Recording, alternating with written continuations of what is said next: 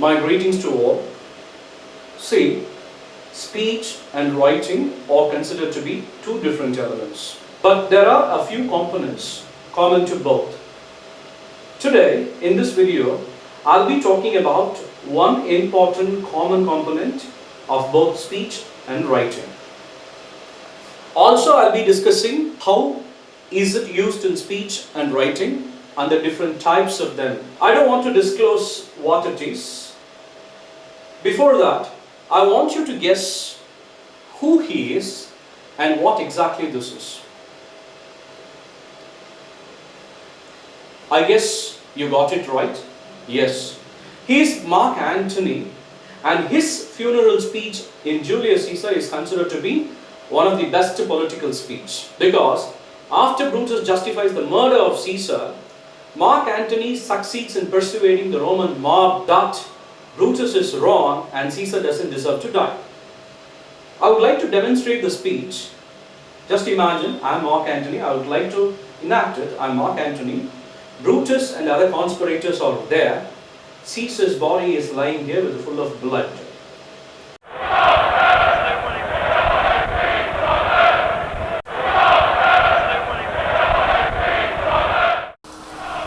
Friends, Romans, countrymen, lend me your ears. I come to bury Caesar, not to praise him. The evil that men do lives after them, but the good is after interred with their bones, so let it be with Caesar. The noble Brutus hath told you Caesar was ambitious. If it were so, it was a grievous fault, and so grievously hath Caesar answered it here under the leave of Brutus and the rest. For Brutus is an honourable man, so are they all honourable men.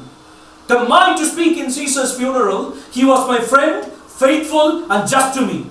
But Brutus says Caesar was ambitious, and Brutus is an honourable man. He hath brought many captives home to Rome, whose ransom did the general coffers fill. When did the poor have cried, Caesar hath wept. Ambition must be made of sterner stuff. But Brutus says Caesar was ambitious, and Brutus is an honourable man.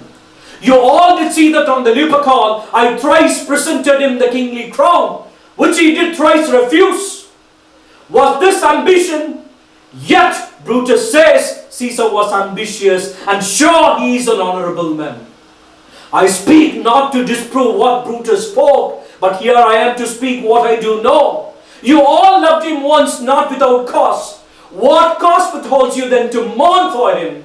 O judgment, thou art just fled to animals, beasts. Bear with me, my heart is in the coffin there with Caesar, and I must pass till it come back to me. Now, let me explain the meaning of the whole speech. Mark Antony begins the speech by saying, friends, Romans, countrymen, listen to me.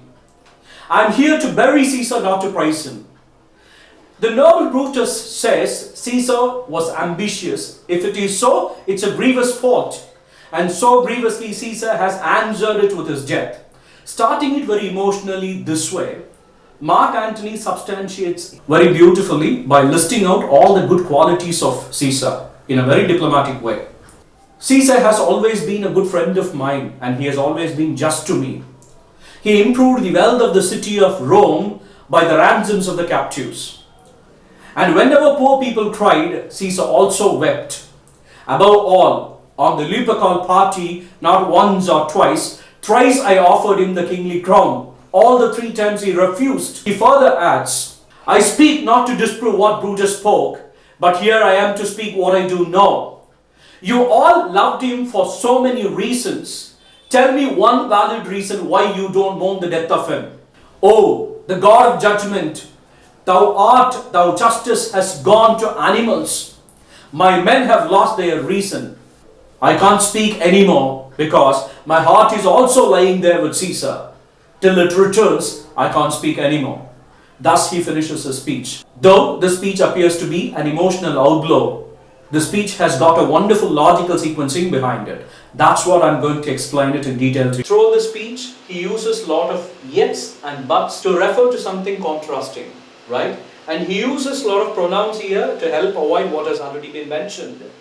And is used for the addition of ideas. And the repetition, Brutus is an honourable man, means he is actually not.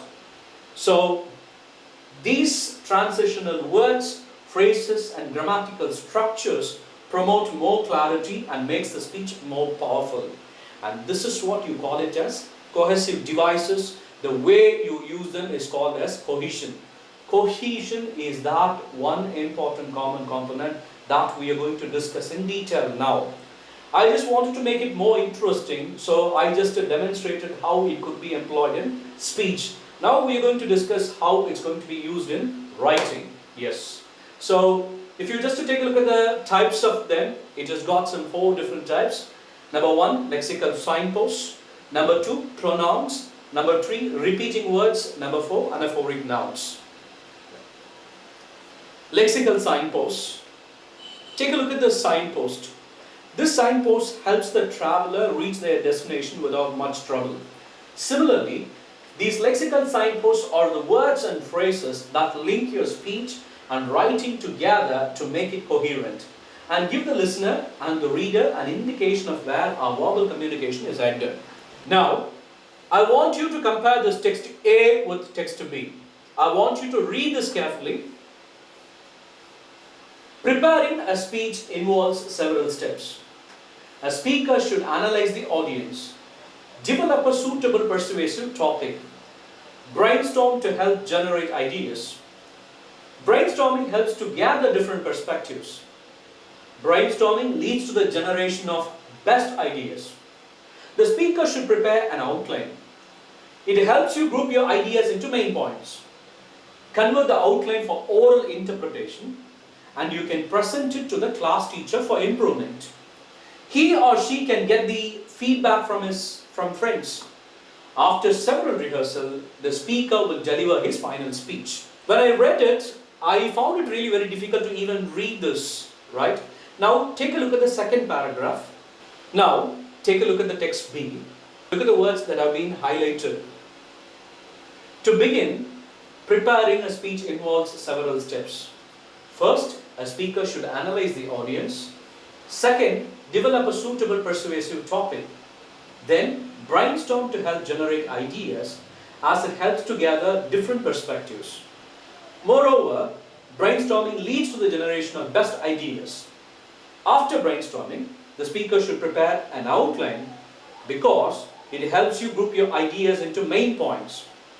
Next, convert the outline for oral interpretation and can present it to the class teacher for improvement. Another possibility would be he or she can get the feedback from friends. Finally, after several rehearsals, the speaker will deliver his final speech. These highlighted words help connect ideas together. This promotes more clarity.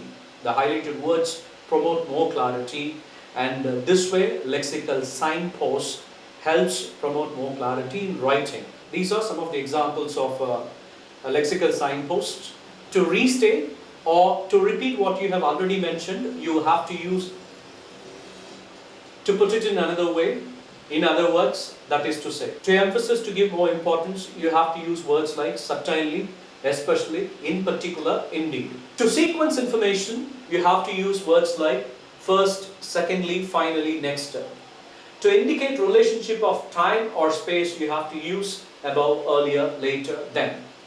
To add information, you will have to use words like furthermore, moreover, in addition, so, besides. So, I want you to pass the screen for a while and take down all these things. To illustrate something, you have to use the following words. For example, for instance, namely, such as. To compare and contrast, you will have to use words like in comparison, likewise, similarly, however. And to show cause and effect, because, for, so, that, words of this kind. Finally, when you sum up something, you will have to use words like basically, essentially, finally, right? Such words. Fine. So these are some of the examples of good lexical signposts. The next one we have is pronoun. Pronouns promote more clarity because it refers to what has already been mentioned. Take a look at this example. Essential English Grammar by Raymond Murphy is considered to be one of the best grammar books. It is self-explanatory. This it refers to Essential English Grammar by Raymond Murphy. You need not repeat it. So this way it promotes more clarity. The next one is repeating words. One way to achieve cohesion is to repeat words or to repeat ideas using different words, synonymous words. Study the following examples. Repeated words or synonymous words are shown in bold. Cohesion is an important feature of academic writing. It can help ensure that your writing coheres or sticks together, which will make it easier for the reader to follow the main ideas in your essay or report. You can achieve good cohesion by paying attention to 5 important features. The first of these is repeated words. The second key feature is the reference words. The third one is transitional signals. The fourth one is substitution. The final important aspect is ellipsis. Hope it's clear to you? Yes. The last one is anaphoric nouns. DGCA says locust swarms pose threat to the aircraft, issues guidelines. New Delhi. The Directorate General of Civil Aviation on Friday issued an operational circular directing all airline staffs, including pilots, to maintain caution about the locust swarms hitting aircraft on landing or takeoff or when planes are parked at the airport. This crisis poses a threat to aircrafts. This or these plus noun such as situation or situations, example, observation, explanation, weave is called as the anaphoric noun. This crisis is the summary of the whole explanation here. Using such words summarizes what has already been discussed earlier. So this is an example of anaphoric noun. Dear students, this cohesion is an important component in both the speech and writing. Hereafter, whenever you listen to someone speaking, I want you to analyze this element of cohesion. Not only that, whenever you read, whenever you come across some piece of writing, there too you have to analyze how these cohesive devices are applied, how these lexical signposts are applied, how these anaphoric nouns are being used. Thank you so much for listening to my video patiently. I want you to subscribe my channel and share this video for the benefit of others. Thank you all.